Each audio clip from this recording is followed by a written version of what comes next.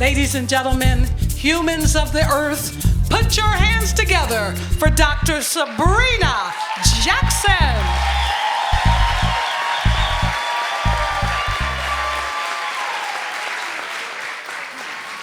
It was June 3rd, 2011, as I sat with bated breath in Ford Performing Arts Theater at the commencement ceremony for the Academy of Business and Technology. As the speaker said, our next speaker is valedictorian Marcel Smith with a GPA of 4.1. And I said, I didn't even know you can get a 4.1. I thought it was just a 4.0. But as he mounted that mic, he said that people always said to him that you're just smart. And he says, oh no, I'm not the sharpest knife in the drawer, but I am the most disciplined. And I said, uh-oh, he didn't get that from me either. Because I didn't see myself as disciplined. I was not an athlete. I didn't do any of those things. I was just busy being cute. And so I said that wasn't me. He didn't get that from me. But he went on to talk about the similarities between he and Paul Robeson. Because you see, Paul Robeson Academy was where he started his elementary schooling days. And he said that he and Paul Robeson had several things in common. He was a scholar athlete, and Paul Robeson was a scholar athlete. And he was graduating valedictorian, and Paul Robeson graduated valedictorian. And as a proud mama, I said, you better teach these people. You better teach them, boy. But as I sat there, all beaming with pride, I thought it didn't begin that way. Because you see, at the tender age of 23, I graduated with my master's degree from Wayne State University. And I was busy living my best life. Wasn't going back and forth with no niggas. I was living my life. I was traveling when I wanted to. I was dating whoever I wanted to, because you know dating is simply collecting data. So I was busy collecting data. Oh yes, I was doing it. So I had decided very early that I was never birthing no babies. Wasn't birthing none. And the reason was not just because what was going on in the world. I felt like I didn't want to bring a child into this world. I did not feel like I could not economically afford having a child. And I wasn't even worried about the possibility of being a single mother.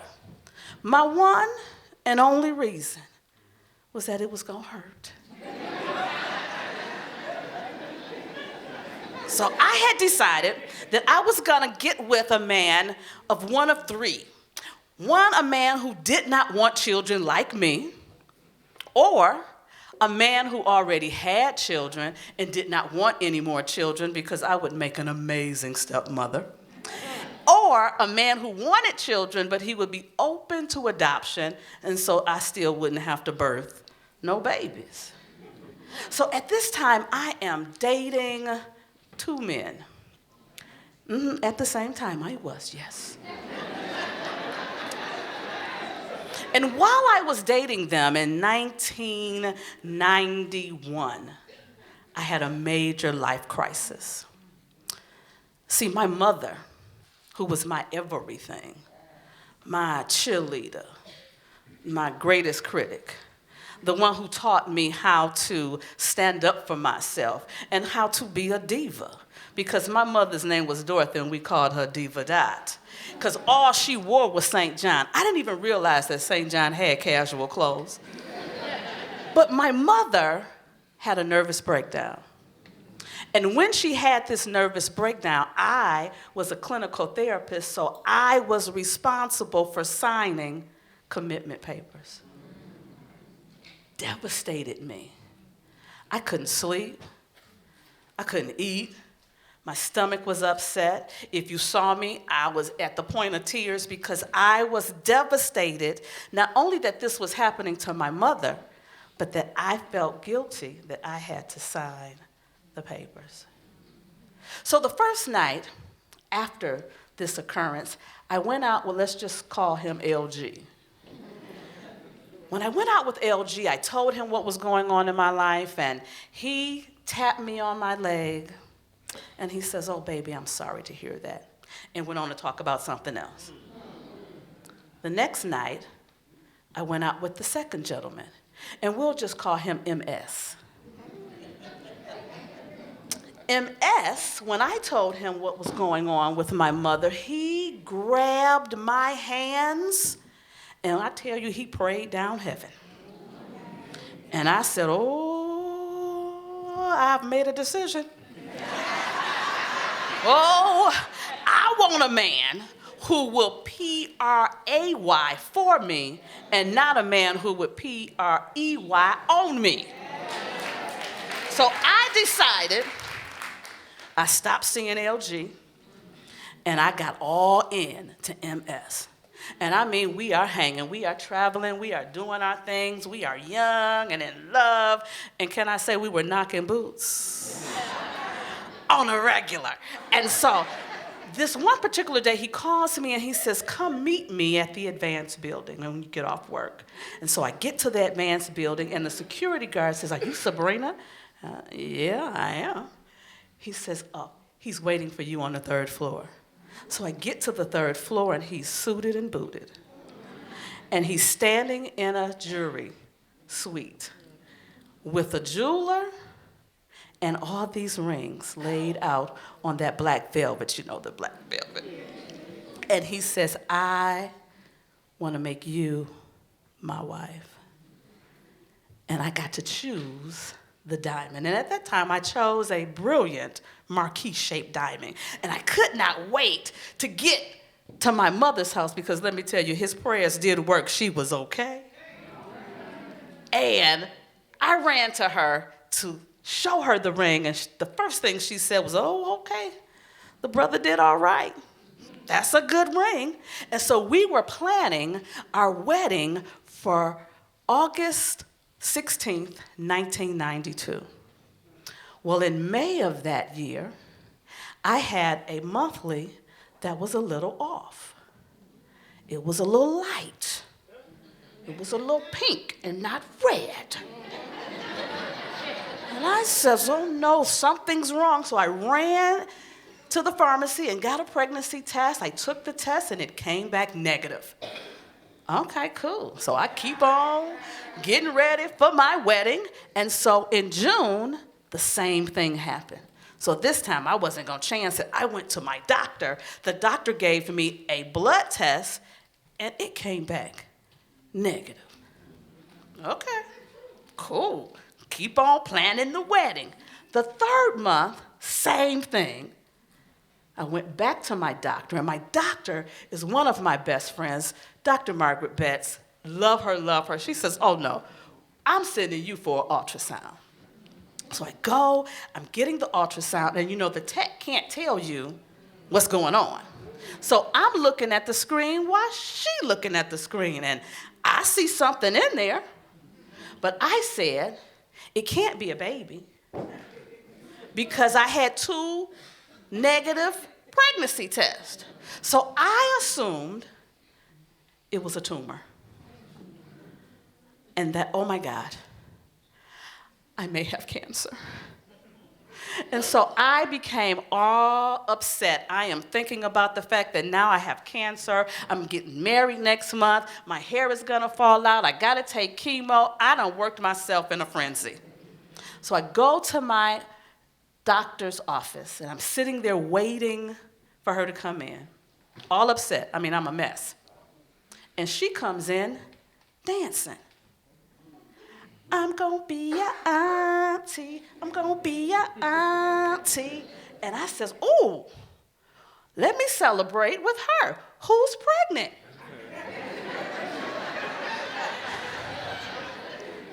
You fool. And I immediately start crying. because I didn't want it to hurt. But the pregnancy went smooth. I went the next month, got married. My husband was very supportive during the pregnancy. But my birthday was in January of 1993. And on my birthday, I was very pregnant. And people kept saying, don't you want to have your baby on your birthday? Labor ain't a birthday present. No, I don't want to be in labor on my birthday. So on January the 29th, I went into labor. And when I tell you everything that could go wrong, did go wrong, first they had to induce my labor. If you know anything about inducing your labor, it makes your contraction stronger. That hurt. So then I wanted some pain medicine, but the anesthesiologist was in surgery, and by the time they got to me, I was too far along, so I couldn't have that. Then they saw that the baby was going to be big, so they gave me a episiotomy. And for those who don't know what that is, they cut your hoo-ha. Then, I didn't even know this could happen. I pushed so hard that I burst the blood vessels in my eyes.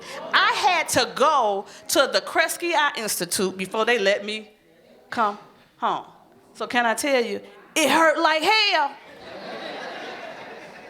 But the feeling that I had, the moment that I saw that little juicy baby, I'd never felt that way before, and I have never felt that way since. The elation, the euphoria, oh my God. And so it reminded me of the song, The Greatest Love of All.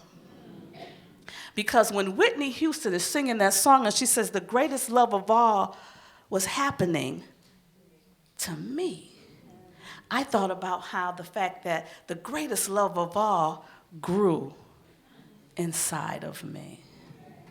So I went on, and I was being a mother, and I was being a wife, and I thought life was great until he was 11 months old.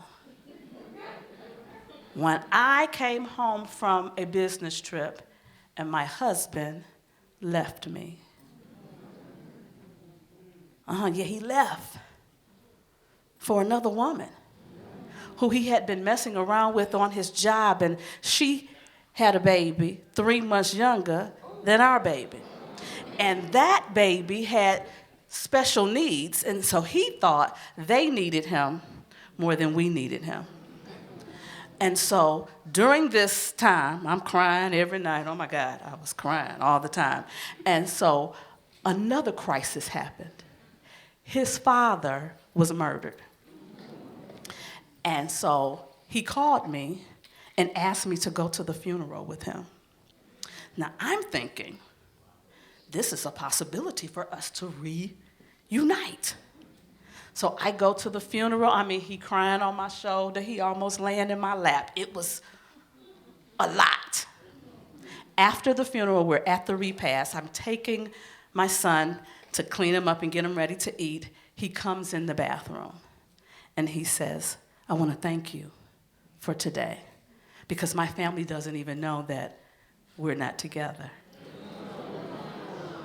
But I need you to know that this don't mean we getting back together. Because I am still weighing my options.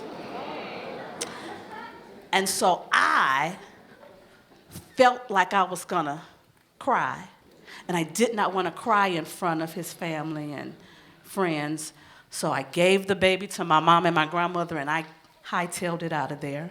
I immediately, on that Monday, filed for divorce. And I will say this, even though we did not work, I thank God for him. Because without his DNA and my DNA, we would have never created a Marcel Smith. So as I sat there in that auditorium, listening to my son give the valedictorian speech, I said, you know what? I am disciplined. It took discipline to graduate at 23 with a master's degree. It took discipline to raise a child by myself to be valedictorian. It took discipline to do the things that I have done to build a life for myself. But I will say this, anytime you think that you got an idea, let me tell you, God will trick you. But when he tricked me with the greatest love of all, Mr. Marcel Smith.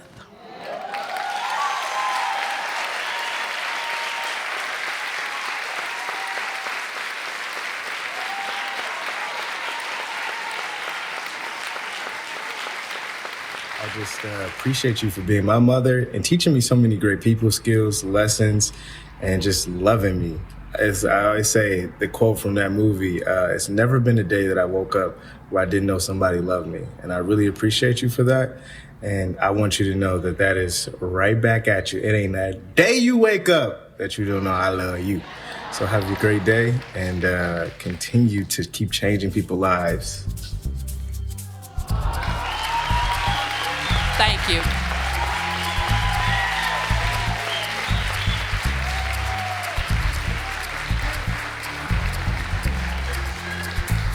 Dr. Sabrina Jackson and Marcel Smith.